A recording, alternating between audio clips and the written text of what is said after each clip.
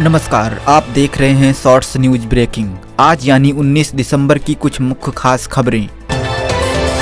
UP के शाहजहांपुर में भीषण सड़क हादसा, ट्रक व कार की टक्कर में 5 लोगों की हुई मौत। शाहजहांपुर में बुधवार देर रात ट्रक और कार की टक्कर होने से कार में सवार 5 लोगों की मौत हो गई, जिनमें 2 बच्चे भी शामिल हैं।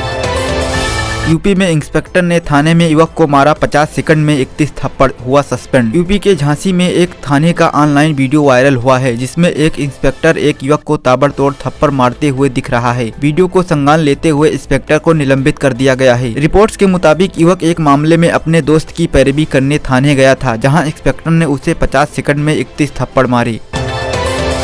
दिल्ली में घने कोहरे को लेकर अलर्ट हुआ जारी, अति गंभीर श्रेणी के करीब पहुंचा AQI। दिल्ली में गुरुवार सुबह न्यूनतम तापमान 7 अंश सेल्सियस दर्ज किया गया और कई हिस्सों में घना कोहरा छाया रहा। AMD ने राष्ट्रीय राजधानी में आज 19 दिसंबर व कल 20 दिसंबर के लिए घने कोहरे का ऑरेंज अलर्ट जारी किया है। वहीं दिल्ली की वायु गुणवत्ता अति गंभीर श्रेणी के करीब पहुँच गई है और गुरुवार सुबह AQI 448 दर्ज हुआ।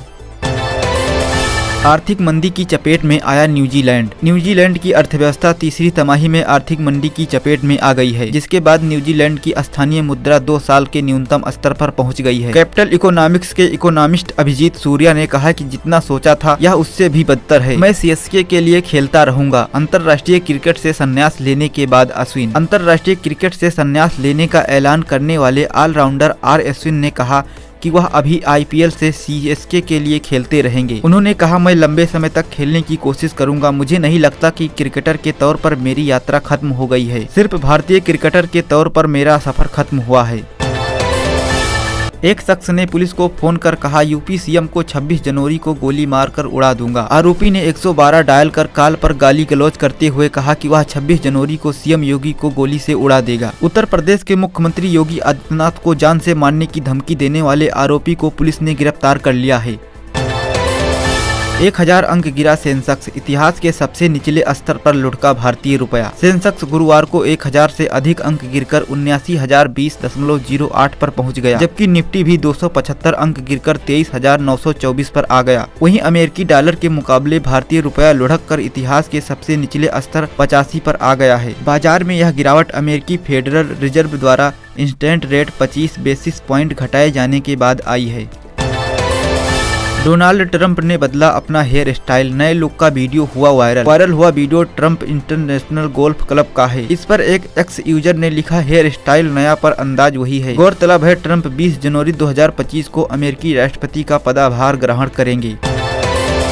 इंडिया पोस्ट पेमेंट बैंक ने स्पेशलिस्ट के 68 पदों पर निकाली भर्ती।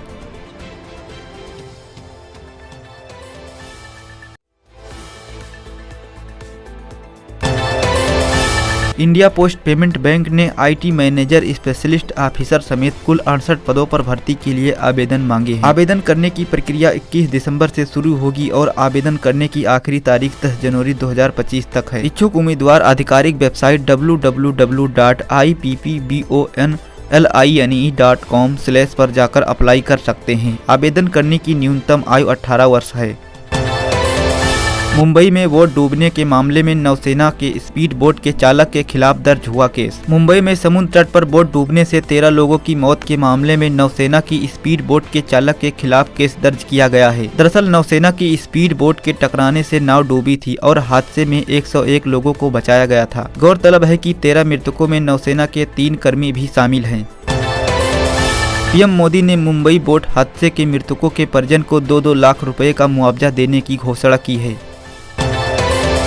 क्यों उत्तर कोरिया से चुपचाप संबंध दुरुस्त कर रहा है भारत और क्या है इसका पाकिस्तान से कनेक्शन? रिपोर्ट्स के मुताबिक दुनिया में उत्तर कोरिया की बढ़ती सैन्य परमाणु ताकत के बीच भारत चुपचाप उससे अपने संबंध बढ़ा रहा है। भारत के लिए उत्तर कोरिया में मौजूद रहना इसलिए महत्वपूर्ण है कि ताकि हाइपरसोनिक मिसाइल, टैक्टिकल वेपन्स जैसी टेक्नोलॉजी पाकिस्तान न पहुंचे। उत्तर कोरिया रूस, ईरान के साथ मिलकर एशिया में क्वाड का विकल्प बनना चाहता है, जिससे निपटना भारत की प्राथमिकता है।